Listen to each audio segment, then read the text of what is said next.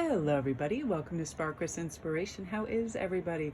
I got a wonderful new Rumi Oracle deck that I am so excited for, and I want to thank Joette Meyer so much.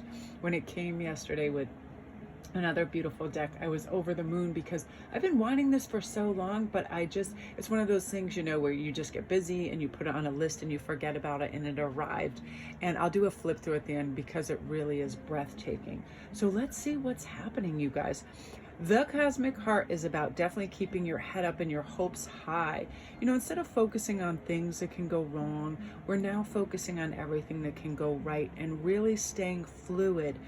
The way we do things, working, just in a flow state, go in a different direction. If something is a little convoluted or complicated, really feel how you feel when you're doing something. And the moment you feel you might just be making a half-hearted attempt, whether it's a paper, an email, a project, pull away and shelve it for another time, because what that's saying is your heart and your vibration really isn't in it for the moment.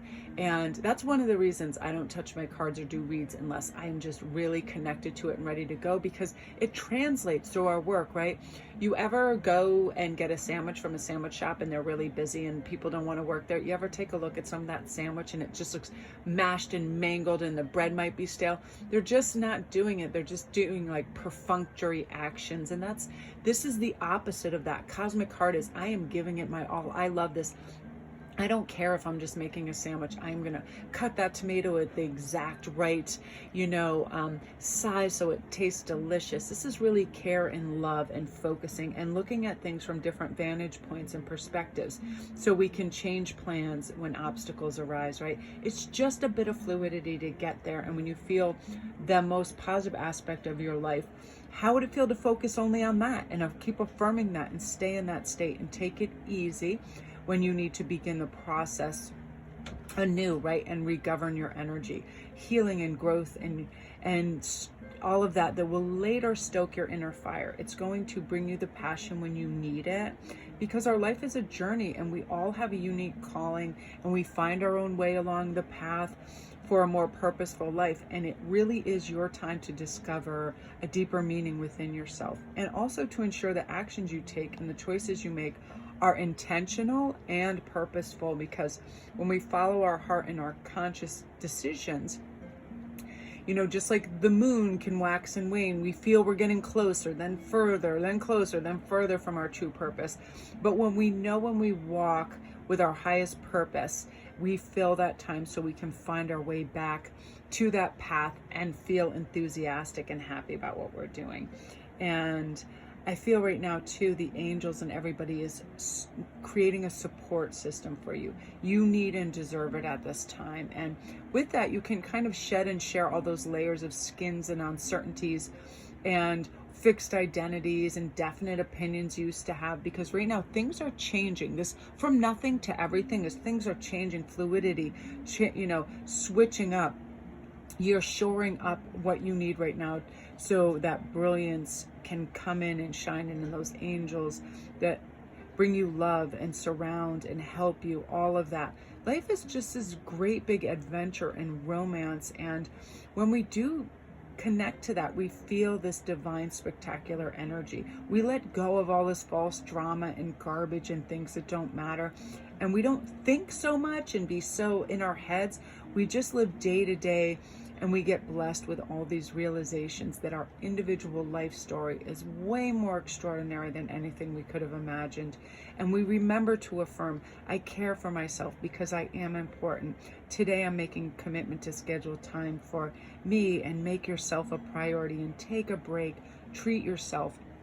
Even if it's only in some small way, you deserve it. And then from nothing, just upon awakening, you start to create. You get in that flow state and you appreciate what you're doing.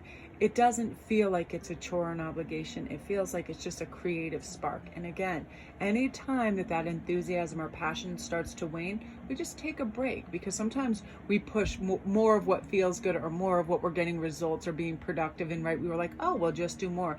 And I used to do this in videos. I would make them longer and more elaborate. And then at the end of the night, I was just totally whacked out and I wouldn't have time to even read comments and things like that. So I had to prioritize. And that's what From Nothing to everything comes, we actually find what's beneficial to our flow state. We find what's beneficial for our peace of mind, and we don't push so hard. We just get in receivership mode, and the universe brings those things to us. And then we have this kind of beautiful cosmic heart moment. That's why I had this little chocolate, because I said after the video, I'm going to have a little piece of chocolate to remind me to get on an eating schedule, because it's the middle of the day and I haven't eaten yet. And it's one of those things where we can have a little care, and we take care of our cosmic heart, because it is delicate. And if we give so much away and we don't care for ourselves and throttle back, we can get a little thinned out, right? So this is caring for ourselves in our heart space, and then we are empowered to move into this. So again, you guys, thank you so much for taking advantage of like all my special reads, my past life read specials over on IG, and my new love reads. I really, really appreciate it. It's so fun. And thank you guys for coming over to TikTok. It's Melanie Williams 616. I do these fun little things. I'm obsessed with it. It's just, you can add music and all these great things, and it's a lot of fun. Anything that can be more tarot and more oracle cards, I'm digging. But you guys, wonderful, wonderful. Oh, you know what? I did say I was going to do a flip through. So what I'll do is I'll do a partial flip through of the cards I have out here, because I do want some to be a surprise. Look at this, Celestial Rose of Ma. Divine Discontent. I love this style too. It's like I was starting to incorporate in that in my deck. I love that. Arise, beautiful.